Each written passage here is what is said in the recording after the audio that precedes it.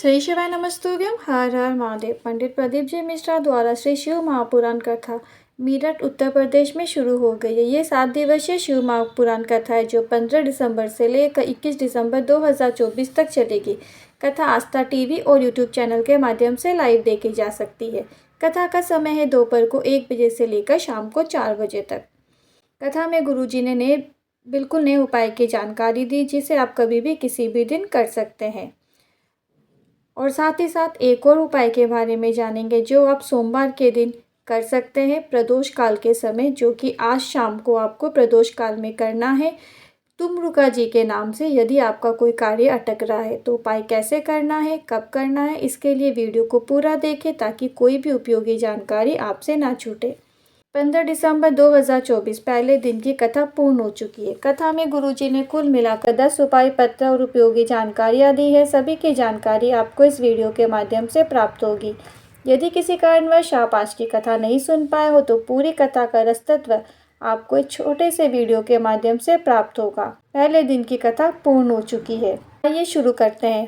कथा शुरू करते ही गुरुजी ने कहा, 100 काम छोड़ो भजन करो, 1000 काम छोड़ो स्नान करो, 1 लाख काम छोड़ो दान करो, भूखे को भोजन प्यासे को पानी पिलाओ, 1 करोड़ काम छोड़ो अगर नगर में नज़दीक में कहीं पे भी शिव महापुराण कथा हो रही है तो वहाँ पर जाओ, भले ही 1 मिनट 2 मिनट या 5 मिनट ही जाकर, पर वहाँ पर जाकर अवश्य बैठो। बढ़ते हैं कथा की दूसरी विशेष जानकारी की ओर। गुरुजी ने कहा, अगर आपके घर में छोटे छोटे बच्चे की किलकारियाँ गूंज रही है, आपके घर में अगर बुजुर्ग है और आशीर्वाद देते हैं, आपके घर में अगर रोज 1 लोटा जल मंदिर में चढ़ाया जा रहा है, आपके घर में रोज 1 रोटी गाय को दी जा रही है, आपके घर में रोज 1 दीप जलता है, यदि आप घर में रोज घंटी का नाद होता है, अगर आपके घर में अतिथि आते हैं तो आपका घर स्वर्ग है। जिस घर में 1 लोटा जल शिवलिंग पर अर्पित किया जाता है उस घर का द्वार में 33 कोटि देवी देवता खड़े होकर उस घर की रक्षा करते हैं। बढ़ते हैं कथा की तीसरी विशेष जानकारी की ओर। विजय जी पत्र लेकर आए। 20 साल की उम्र है, गलत संगत में पड़ गया था, ड्रिंक करना और गलत कर्मों में लग गया था। ऐसा कोई नशा नहीं जो मैंने किया ना हो। आपकी पहली कथा थी, मैंने नशे में ही सुनी थी। नशे में कथा सुनी और ये निश्चय कर लिया कि अब नशा नहीं करूँगा। सीहोर जाकर कंकड़ संकड़ लेकर आ गया, कावड़ भी भरी और पहले भी कई बार संकल्प लिया तो तोड़ देता था, पर पहली बार शिव महापुराण कथा सुनने के बाद ही जो संकल्प लिया आज तक नहीं टूटा। बाबा ने हाथ पकड़ लिया है, बाबा की कृपा से अब आगे भी बढ़ रहा हूँ। इसी का आभार व्यक्त करने कथा पंडाल में आया हूँ। बढ़ते हैं कथा की चौथी विशेष जानकारी की ओर। ओमवती जी पत्र लेकर आई। कुछ दिन पहले देवर को बुखार आया।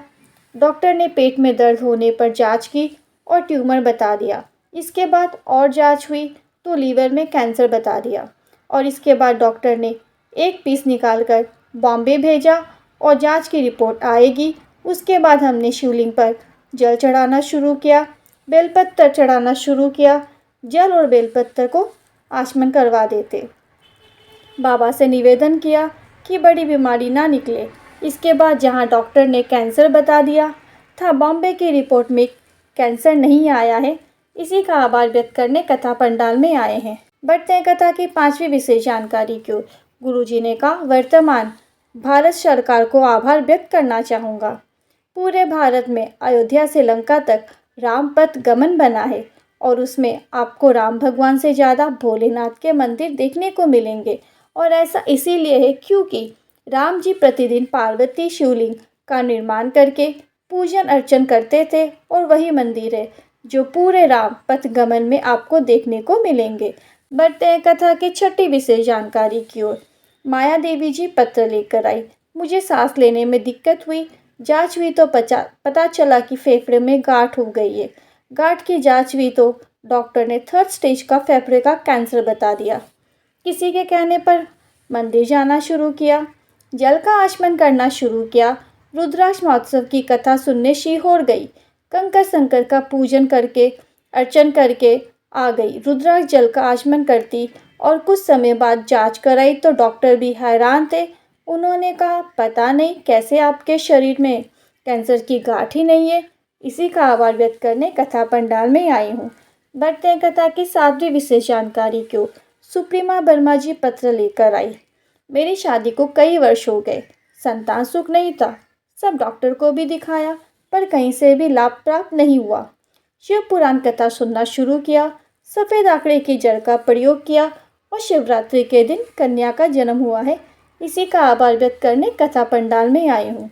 बढ़ते हैं कथा की 8वीं जानकारी की ओर और विशेष उपाय की जानकारी देते हुए आज की कथा में गुरुजी ने कहा, कभी जीवन में बहुत दिक्कत चल रही हो, बहुत परेशानियां चल रही हो तो एक बेलपत्र लेकर भोलेनाथ के मंदिर में जाओ और शिवलिंग में माता अशोक सुंदरी के स्थान पर बेलपत्र को अर्पित करके अपने दिल की बात महादेव से बोल दो। बाबा उसे सुनते ज़रूर है। ये विशेष उपाय आप कभी भी किसी भी दिन कर सकते हैं। बस आपको एक बेलपत्र लेना है और माता अशोक सुंदरी के स्थान पर जहाँ शिवलिंग होता है, शिवलिंग में जहाँ माता अशोक सुंदरी का स्थान होता है, जहाँ पर शिवलिंग में जलाधारी के बीच में मोटी लाइन होती है, वो माता अशोक सुंदरी का स्थान है। वहीं पर आपको एक बेलपत्र को अर्पित कर देना है और अपने दिल की बात महादेव से, भोलेनाथ से बोल देना है।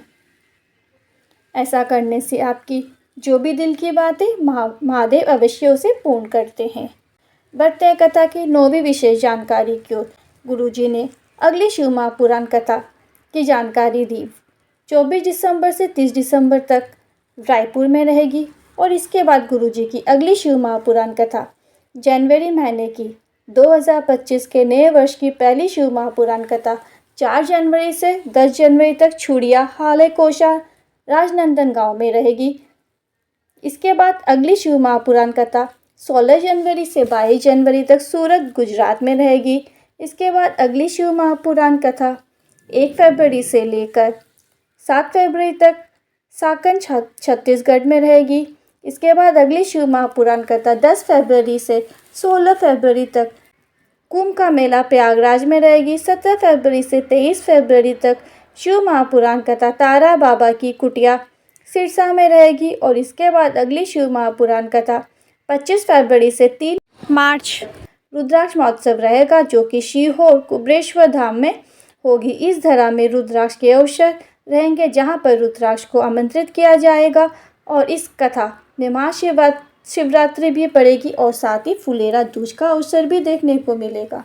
और इस पावन धरा में कुबेश्वर धाम में रुद्राक्ष महोत्सव और शिव महापुराण कथा दोनों का ही आयोजन किया जाएगा। बढ़ते कथा की 10वीं और अंतिम विशेष जानकारी की ओर।